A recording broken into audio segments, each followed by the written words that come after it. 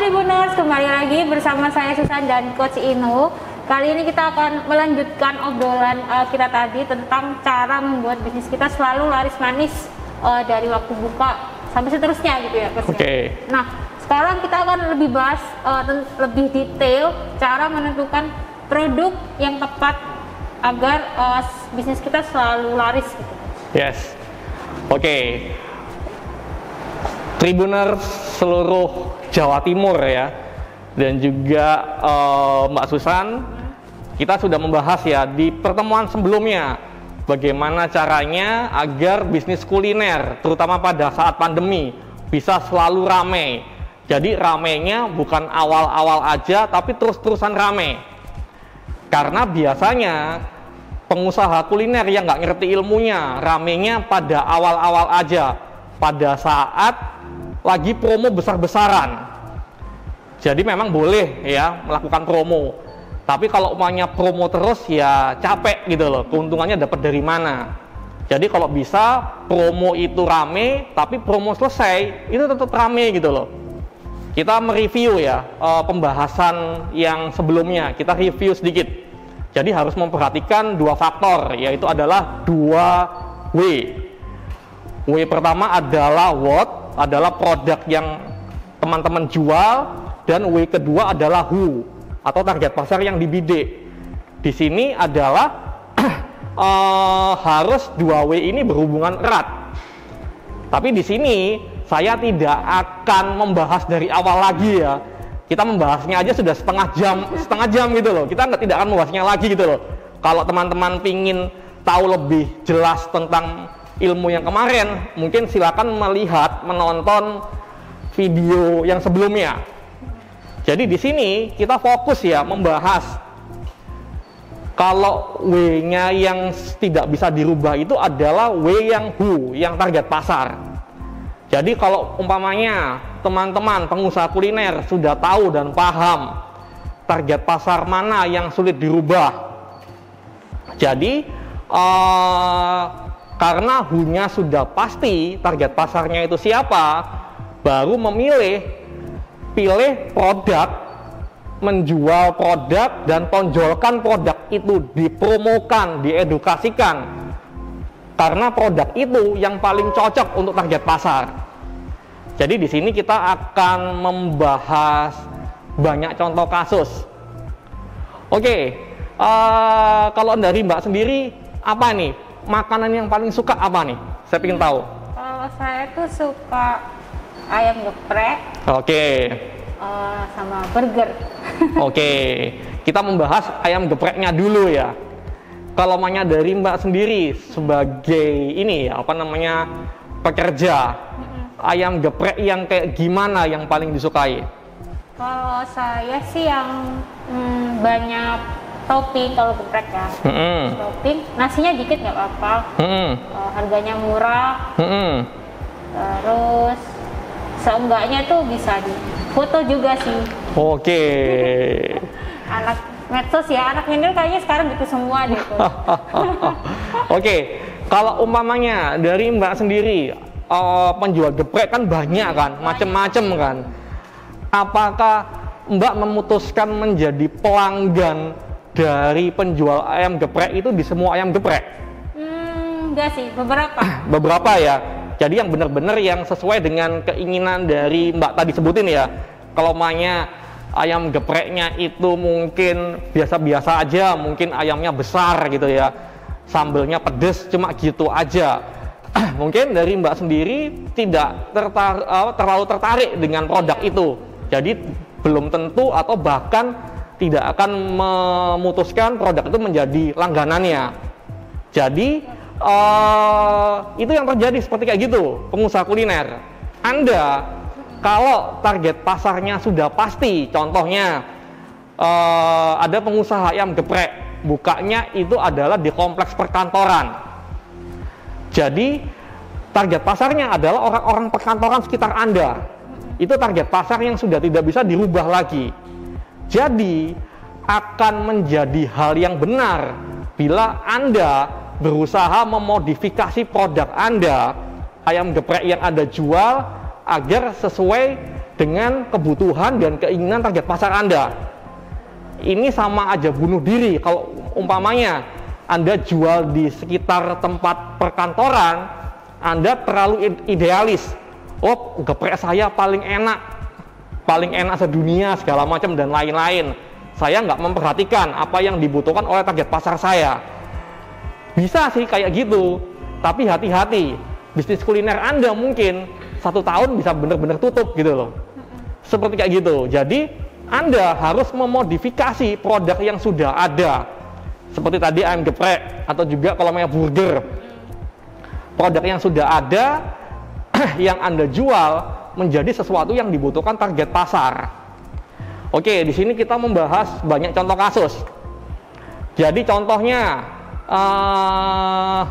pernah tahu nggak ini Tribuners, ada gado-gado yang terkenal, dia itu jualannya di tengah-tengah banyak kos-kosan mahasiswa. Makanya kalau banyak kos-kosan mahasiswa, biasanya kalau mahasiswa apalagi kos-kosan butuh kayak gimana nih produknya? Kalau gado-gado, bisa nggak ini ditebak? Yang banyak sih ya, yang porsinya banyak. Porsinya banyak ya, oke. Jadi ini yang benar-benar terjadi, jual gado-gado di daerah kos-kosan mahasiswa. Jadi harus dirubah agar produknya benar-benar membuat tertarik masyarakat sekitar.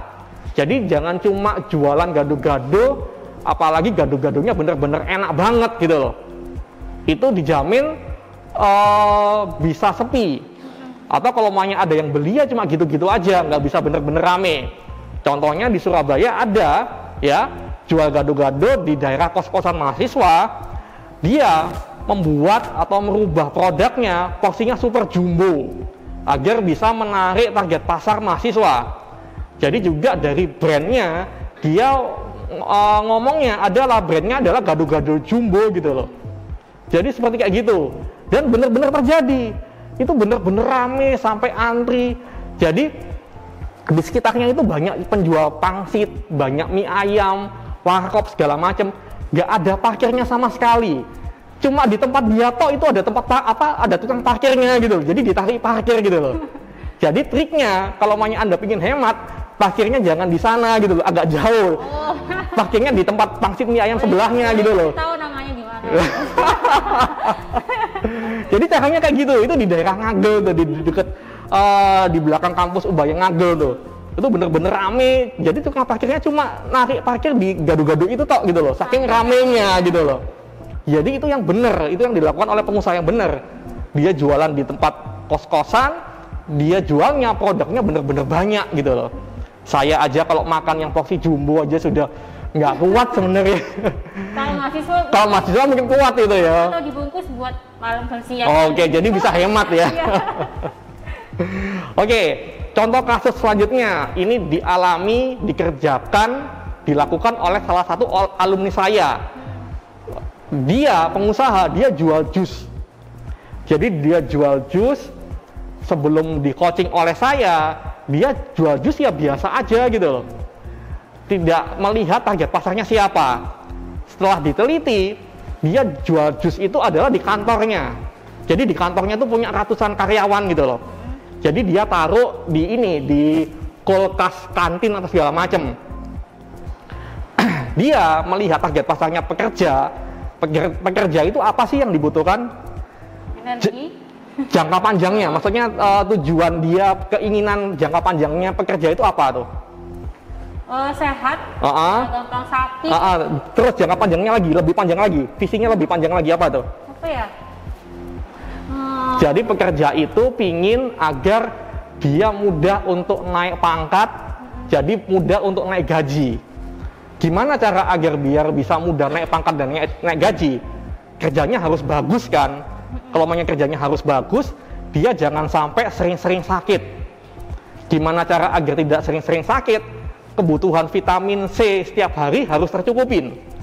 Jadi dia membuat jus ini kemasannya kecil, gulanya sedikit, dan harus diedukasikan, dipromokan. Manfaat jus ini untuk daya tahan tubuh, agar tidak sakit segala macam dan lain-lain. Setelah pakai cara kayak gini, karena dia bener-bener bisa membaca target pasar, keinginan dan kebutuhan target pasar kayak gimana. Diedukasikan, ya karena memang sudah diajarin oleh saya gitu loh caranya gitu loh. Omsetnya naik berkali-kali lipat. Orang banyak beli, akhirnya langganan, setiap hari beli, jadi kebutuhan gitu loh. Agar nggak gampang sakit gitu loh. Ini melihat produk yang dirubah harus menyesuaikan target pasarnya itu kayak gimana. Itu kayak gitu lagi. Suka kebab nggak? Suka. Kalau maunya kebabnya itu isinya daging, kalau maunya suka makan kebab setiap hari, nggak kepikiran atau takut. Berat badannya bisa nambah gitu loh. Oke. Kalau bisa makan kebab tetap langsing gitu. Oke. Jadi ini juga dilakukan oleh salah satu alumni saya, pengusaha, dia anak UNER, mahasiswa. Dia jual kebab, dia melihat ternyata pembelinya adalah banyak perempuan. Banyak perempuan karena ternyata pembelinya perempuan karena tertarik dengan produknya. Produknya adalah kebab jamur. Jadi dagingnya itu diganti jamur. Jadi diedukasikan pada target pasar itu makan setiap hari kebab banyak, tidak menaikkan berat badan. Bahkan di sebelah outletnya itu dikasih timbangan badan gitu loh. Jadi dia benar-benar meng-create produknya dan mengedukasi, menonjolkan kelebihan produk ini yang benar-benar dibutuhkan oleh target pasar. Jadi produknya benar-benar dirubah dan diedukasikan sesuai dengan kebutuhan target pasar. Jadi omsetnya bisa mudah naik berkali-kali lipat. Jadi pengusaha kebab ini naiknya hampir 300%. Jadi omsetnya waktu pada awal coaching sekitar 2,5 juta segala macam. Setelah di coaching, omsetnya bisa per bulan hampir 9 juta. Karena bisa melihat yang dibutuhkan target pasar itu kayak gimana, dia merubah dan mengedukasikan produknya sesuai dengan kebutuhan target pasar gitu loh. Ada lagi nih, ini banyak banget contohnya nih. Kayak saya mulai paham yang maksud apa yang dirubah, yang fix. Kayaknya saya udah mulai paham. Oke. Semoga Tribunas juga ya, Coach. Oke. Langsung juga pengusaha nasi goreng. Biasanya kalau pengusaha nasi goreng di pinggir jalan, dia bukanya ya nasi gorengnya seperti biasa gitu loh. Jadi kita bisa ngelihat ya, ada nasi goreng yang satu jalan itu gerobak nasi goreng ada 5 atau 6 sama semua warnanya. Bedanya mungkin cuma beda rasa sedikit segala macam. Ini juga dilakukan oleh alumni saya penjual nasi goreng. Dia tahu di sekeliling wilayahnya itu adalah banyak keluarga muda. Jadi keluarga muda ini adalah keluarga yang anaknya masih kecil-kecil gitu loh. Jadi bagaimana cara membuat produk dan mempromokan produk ini yang benar-benar dibutuhkan oleh target pasar. Dia buat nasi goreng yang dibutuhkan, disukai oleh anak kecil. Gimana caranya nasi goreng yang dibutuhkan, yang disukai anak kecil apa tuh contohnya tuh? Anak kecil suka yang banyak isiannya. Oke. Jadi biasanya dan ini juga sudah terbukti ya, nasi goreng yang paling disukai adalah nasi goreng sosis. Jadi nasi goreng sosis ini benar-benar dipromokan, diedukasikan segala macam. Akhirnya lebih banyak keluarga muda yang beli nasi gorengnya, pasti ada nasi goreng sosisnya gitu loh. Jadi mesti ada tambahan 1 porsi untuk anaknya. Itu dengan mengedukasikan yang benar-benar dibutuhkan oleh target pasar. Jadi produknya dirubah sesuai dengan keinginan target pasar dan harus diedukasikan. Ini loh produk yang cocok untuk target pasar itu ini gitu loh. Jadi itu yang bisa mudah menghasilkan omset berkali-kali lipat dari strategi kayak gini. Yaitu adalah target pasarnya sudah tetap, produknya yang dirubah-rubah. Nah, ternyata menurut saya lumayan mudah ya Coach ya untuk membuka bisnis, bisa rame, omset banyak tanpa mengandalkan diskon terus-menerus ya Coach. Oke. Nah, yang penting tadi tuh dari pembahasan kita tadi, kalau misalnya kita itu punya target pasar yang udah fix, kita bisa memodifikasi produknya. Misal kita udah banyak yang jualan nasi goreng, kita bisa macam-macamnya gitu Coach ya, supaya tetap rame. Tapi Coach, nggak semua penjual tuh bisa, nggak semua orang tuh jago untuk memodifikasi apa namanya produknya gitu. Iya. Gimana caranya, Coach? Iya. Tapi jangan jawab dulu ya, karena kita akan bahas lagi di video selanjutnya. Tribuners, saksikan terus topik pembicaraan kami tentang bisnis kuliner bersama Coach Ino. Jangan lupa follow Tribun Jatim, Surya Online dan Surya Malam, like dan subscribe juga YouTube-nya dan juga Instagram-nya Coach Ino. Yang pengen kenalan apa, Bos, namanya? YouTube dan Instagram Ino Coach Bisnis Kuliner. Oke. Terima kasih Tribuners sudah dengerin obrolan kami. Semoga bermanfaat dan juga semoga bisnisnya bisa sukses. Saya Susan dan Coach Ino pamit. Terima kasih. Sampai jumpa.